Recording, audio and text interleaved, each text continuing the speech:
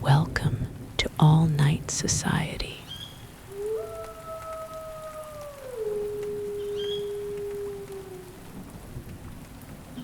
The cold seeped through the sliding glass door, a physical presence in the quiet Reed household.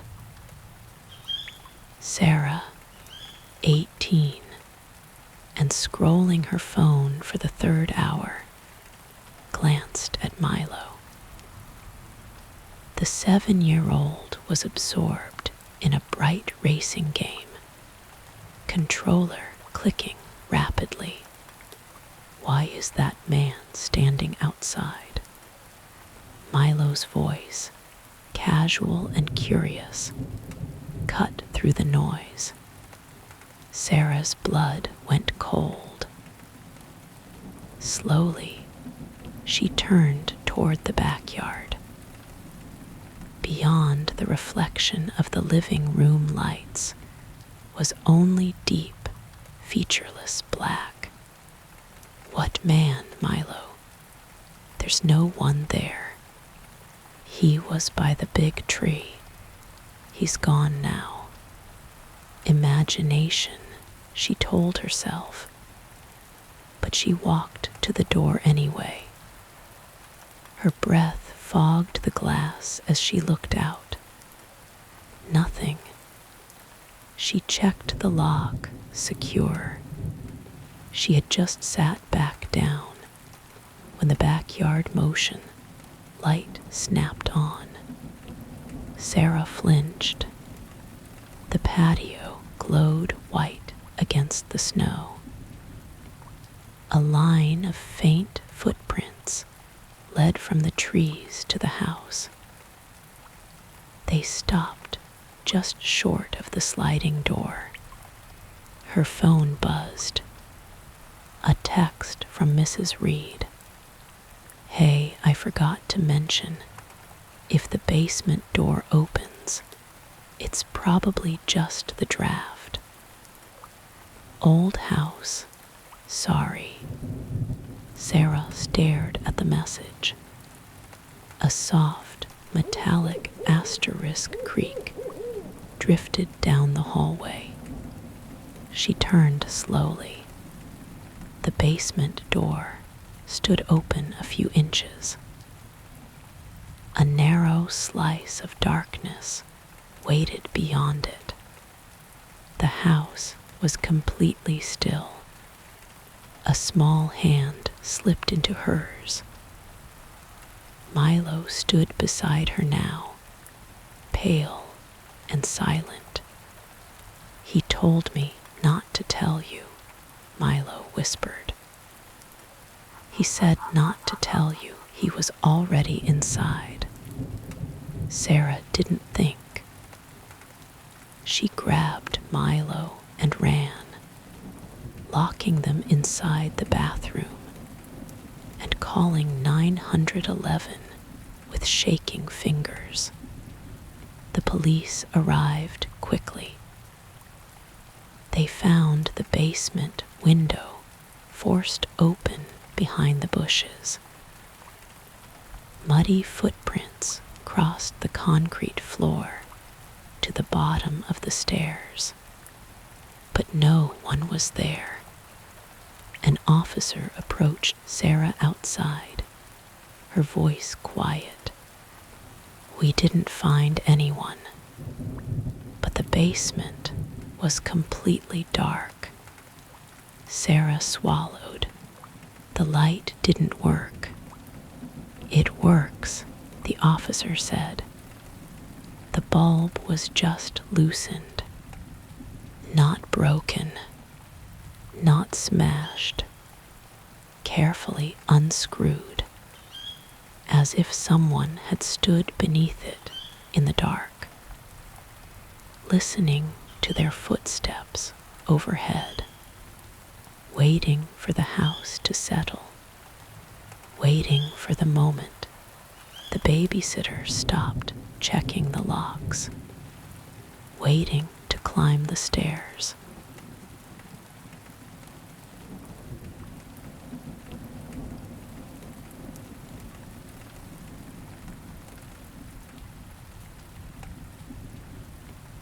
The silence in the Hendersons' house was always a little too complete.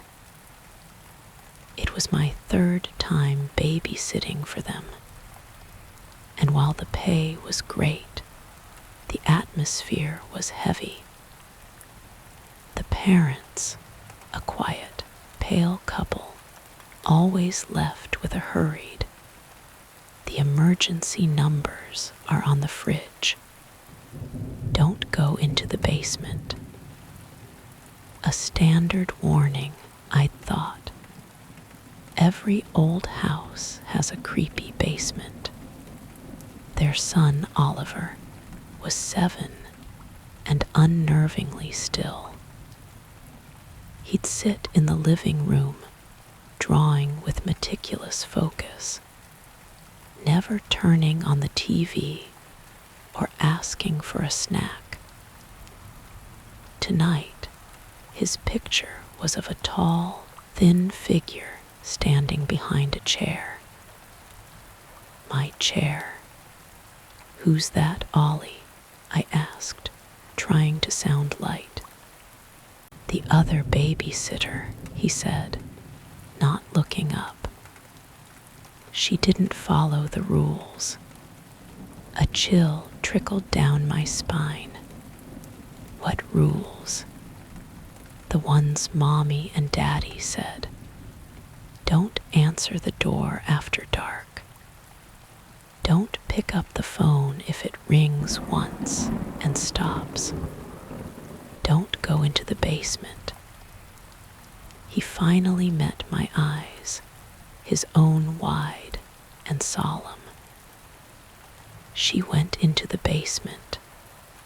I laughed, a brittle sound. Well, I'm not going anywhere near it. The basement door, just off the kitchen, seemed to pulse faintly in my peripheral vision.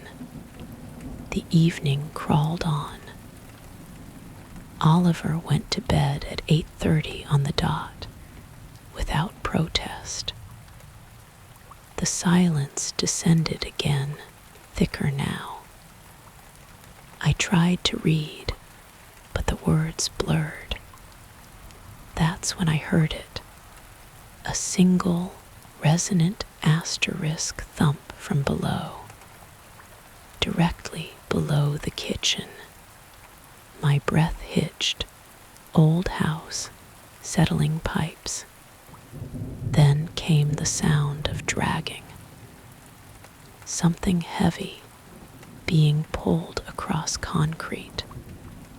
Don't go into the basement. The rule echoed, not as a suggestion, but as a primal warning. But another sound followed, a soft, wet whimper. A child's whimper. Oliver, he must have sleepwalked down there. Panic, hot and urgent, overrode every ounce of sense.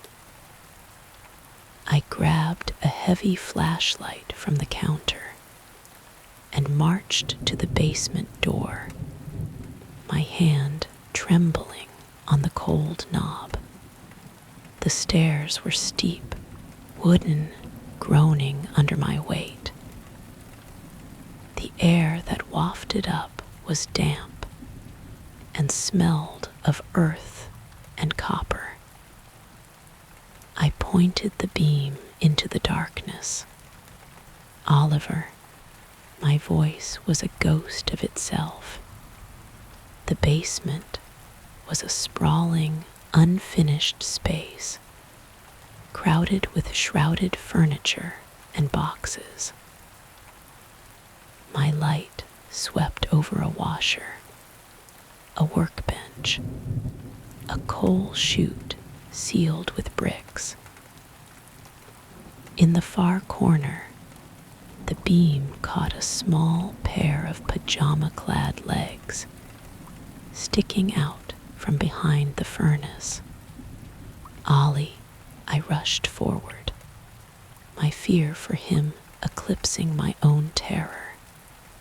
I rounded the furnace. It was Oliver. It was a life-sized porcelain doll, its painted smile cracked, its frilly pajamas soiled with mold. Propped against its chest was a Polaroid photo. A young woman, her eyes wide with fear, blurred as if struggling. The caption on the white border in a child's scrawl read, "The other babysitter." The dragging sound started again, right behind me.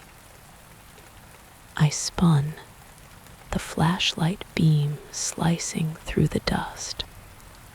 There, in the center of the open floor, was Oliver. He wasn't sleepwalking. He was wide awake, dragging the limp, pale form of a man I recognized from a family photo on the mantel, Mr. Henderson by the ankles. Oliver's small hands were dark and slick. He looked up at me, his father's vacant eyes staring past his shoulders. A smile, too wide and too knowing, spread across his face. "You broke the rule," he said, his voice no longer that of a child, but something hollow and ancient.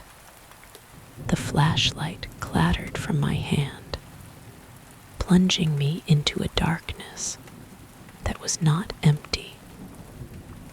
I felt the cold, small fingers close around my wrist before I even heard him move. The last thing I saw was the faint, grinning crack in the porcelain doll's face as the basement door, somewhere far above me, swung shut with a final, echoing click.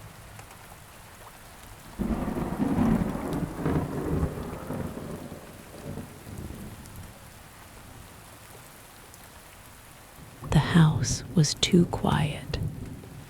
That was my first thought when I got the call. Mrs. Henderson's voice was a frantic, staticky whisper on the line. "Please, just for a few hours. I have an emergency. I'll pay double." I'd never met the Hendersons. They were new to the neighborhood, living in the old Victorian on Briar Lane that had been empty for years. The house had a reputation. The kind kids whispered about on Halloween.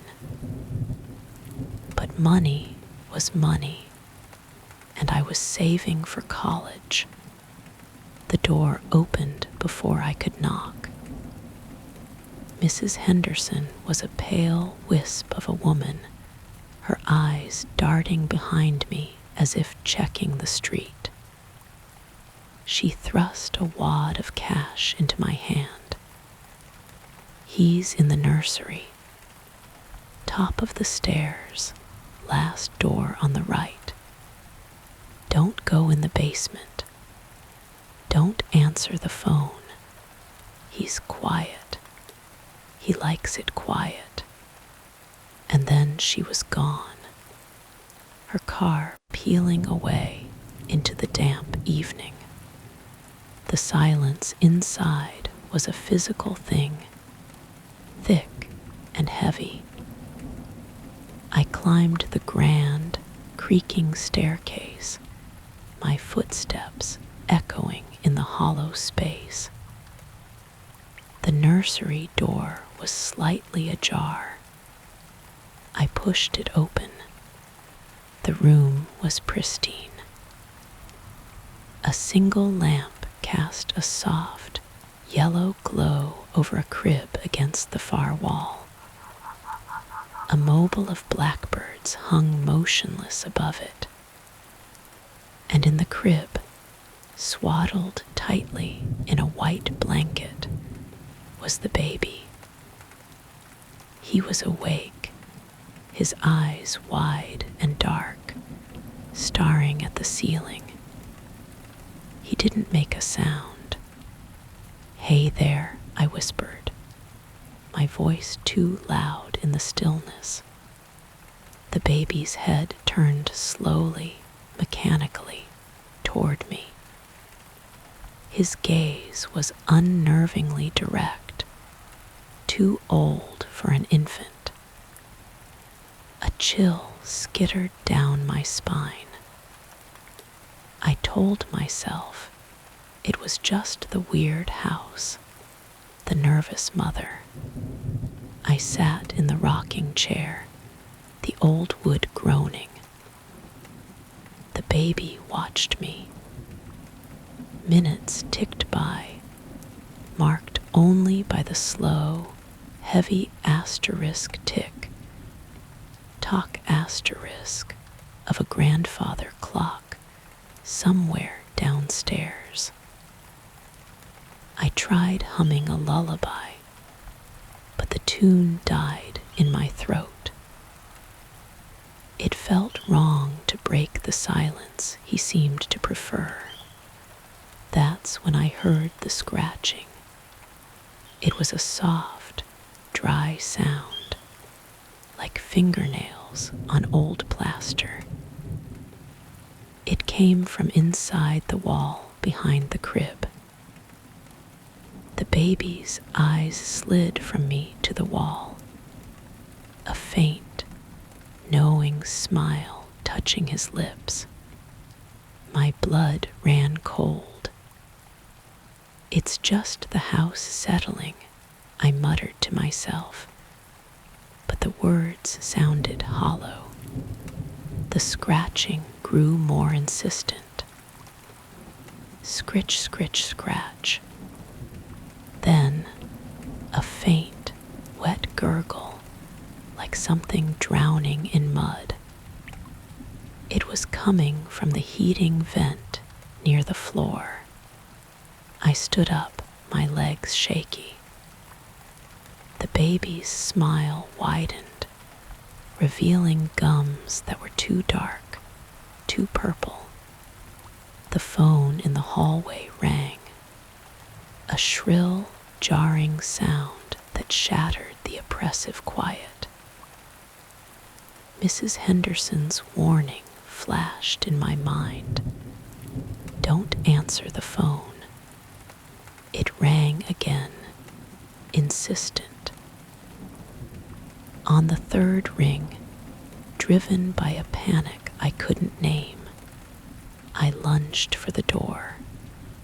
I grabbed the old rotary phone. Hello. Static hissed, and then a voice, thin and stretched, whispered, "Asterisk, is he awake?" It was Mrs. Henderson. "Why, yes," I stammered. "He's fine. When will you be back?" The static surged. I never left. The line went dead. I turned slowly, the receiver slipping from my numb fingers. The nursery door, which I'd left open, was now closed.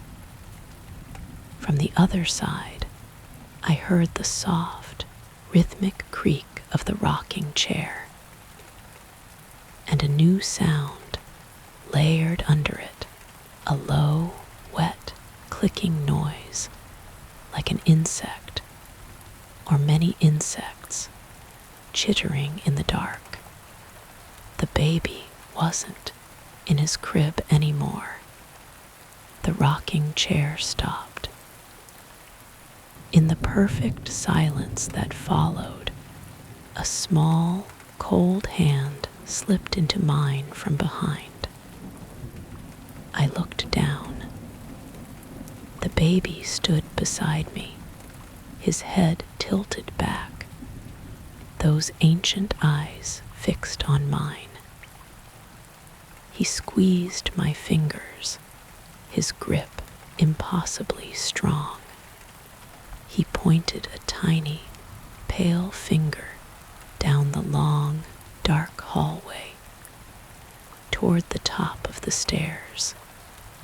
"Mama's home," he whispered, his voice the sound of rustling leaves and broken glass. "She's in the basement." The front door, which I had locked, swung open with a long, mournful creak. A draft, smelling of damp earth and old roses, coiled up the staircase. He was still holding my hand, and he wasn't letting go.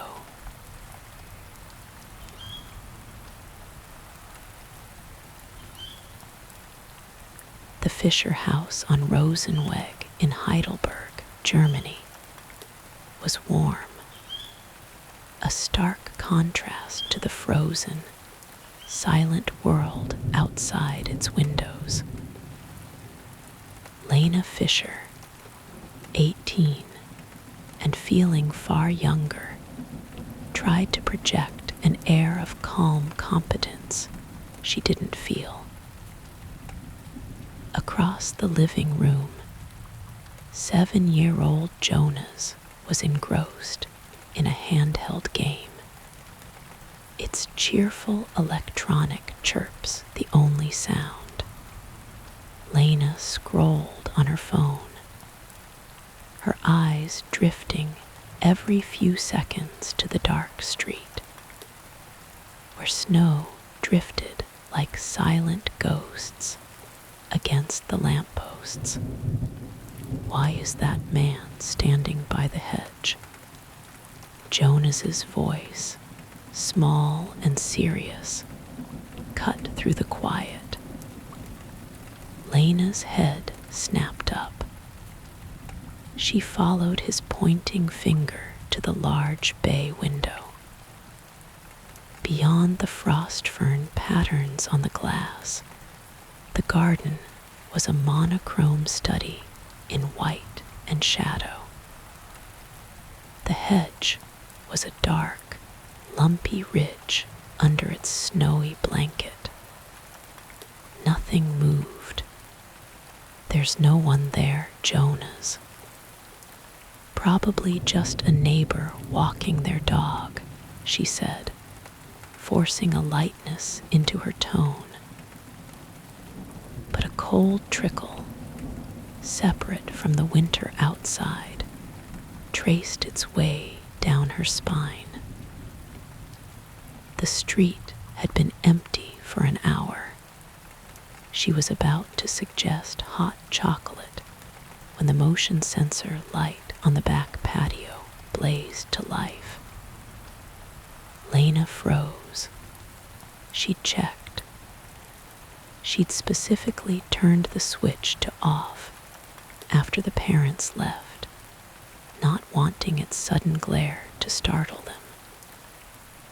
Through the frosted kitchen door window, she could see the illuminated square of patio, and in the fresh, unblemished snow, a line of footprints.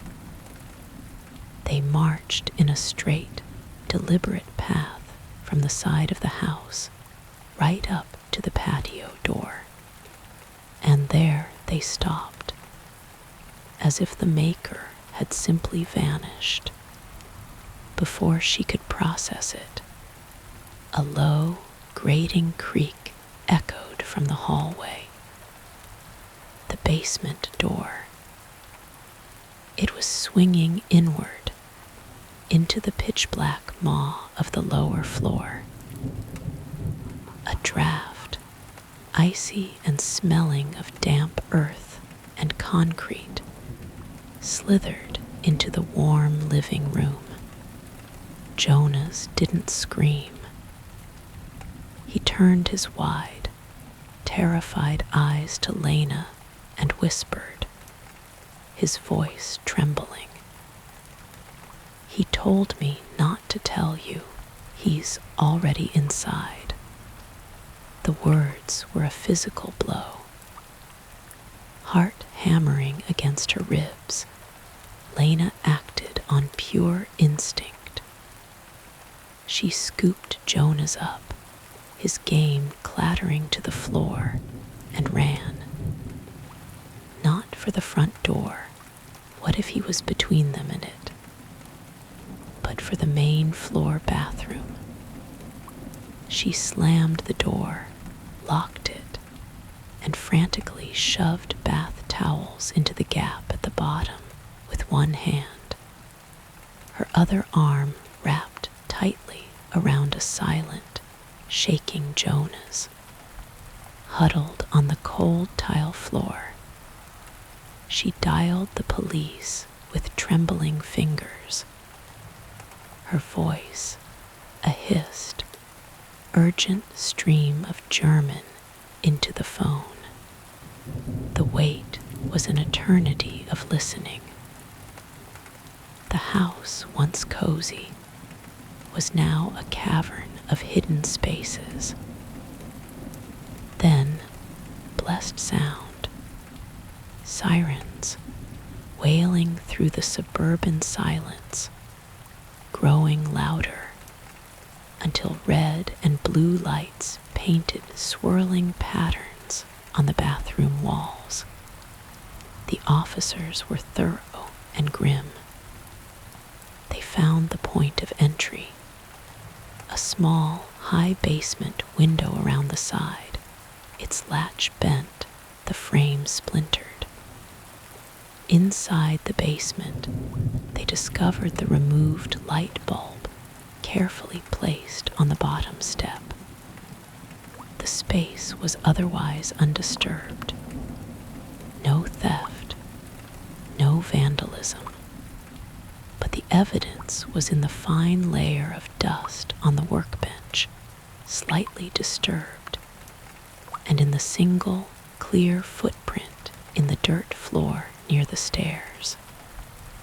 Someone had been down there, in the dark, listening to the sounds of the house above, waiting. By the time Jonas's parents returned, bleary-eyed and cheerful from their dinner, the police were gone. Lena, her nerves scraped raw, gave a halting explanation. The parents were horrified, grateful, dismissive in turns. A vagrant, probably, looking for shelter from the cold. The window will be fixed tomorrow. But as Lena walked home in the weak morning light, the pristine snow now marred by tire tracks and footprints, she knew it wasn't that simple. The intruder hadn't been looking for shelter or valuables.